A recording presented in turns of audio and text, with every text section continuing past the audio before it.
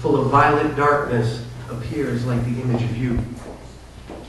Just as always, when you are not here, more of you arrives.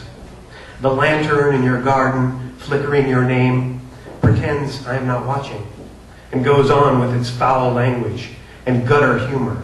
The longness of your fingernails tap in the grass, and how lonely two headlights seem as they pierce the dark of the street.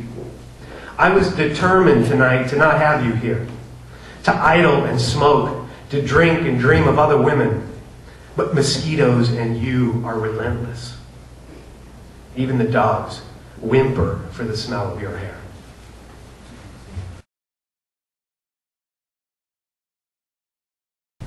Poem about Mexico. I gotta smuggle some sand between my toes or in the deep of my pockets, past the checkpoints and customs, or the taste of chilies and smoke of roadside carnitas in the chubbiness of cheeks and belly. Somehow I need to take some sayulita back with me. I need to possess that smell of the sea, the way the smoky bar follows you home in your hair. I want to walk around Mexico on my clothes. I want the currency of wave against rock sifting out my pockets. The tattoos of the sun I'll bring back will fade. The photos will be just that, lacking four senses. I want palm trees to follow me home like dogs so that I can feed them, scratch them behind the ears. The smallness of mestizo women's hands, the smell of pozole and burning trash, dogs sweltering in sleep in the smallest sliver of shade, dark mole, or barefoot Indios hawking chicle do not exist in books that people will read. If I bring back Mexico, and it opens no verse or inhales no smell, and the folded smoke of burning in my pockets rises no more like unwinding yarn into the sky, nothing will be lost. Any image that makes it past the sandbags and machine guns, I will derive happiness from. These are the things that taught me to see, full of religion, filth, and poetry. Somewhere, somehow, I will leave a piece of myself, like a carcass to be picked at alongside the road. A couple more.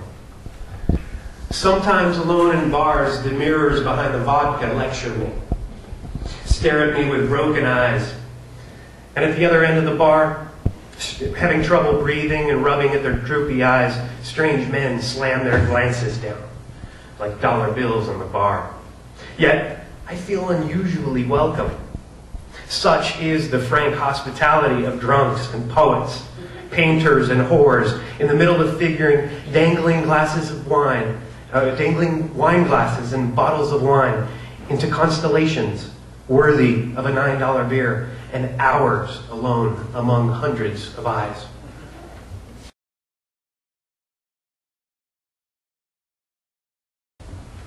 And I have a poem for Charles Potts that he published for me, one of the first few poems, in his awesome magazine, The Temple. I'm going to lay my skin out like bacon, sizzle in the sweat of a bed with a woman I haven't seen in years, get drunk with the rowdy night, sick with stars, where fires and ice cream trucks both howl along senselessly. I'm going back home. I'm going to go with my tail between my legs, yelping the name I used to be, rooting through the boxes stuffed with language I've forgotten, digging up old flames I left buried in the backyard, seeing things I've seen and forgotten. I'll find myself scattered around the house the way I left myself, in clothes I've grown out of, in bad water, bad plumbing, Mom's stacked country living magazines, moldy bathrooms, carpets older than I. The streets will then regain their names. I'm going to go back and tease the crickets into new song, surprise old teachers, old friends with a few slight slips of tongue. I'm going to go back with the mind I never had, fill the front yard with new flames, new smoldering acts, pick from the eyes of sunflowers the times I never had. I'm going home, I'm going back home, and I'm going to leave there scraping beach tar off feet hot with California.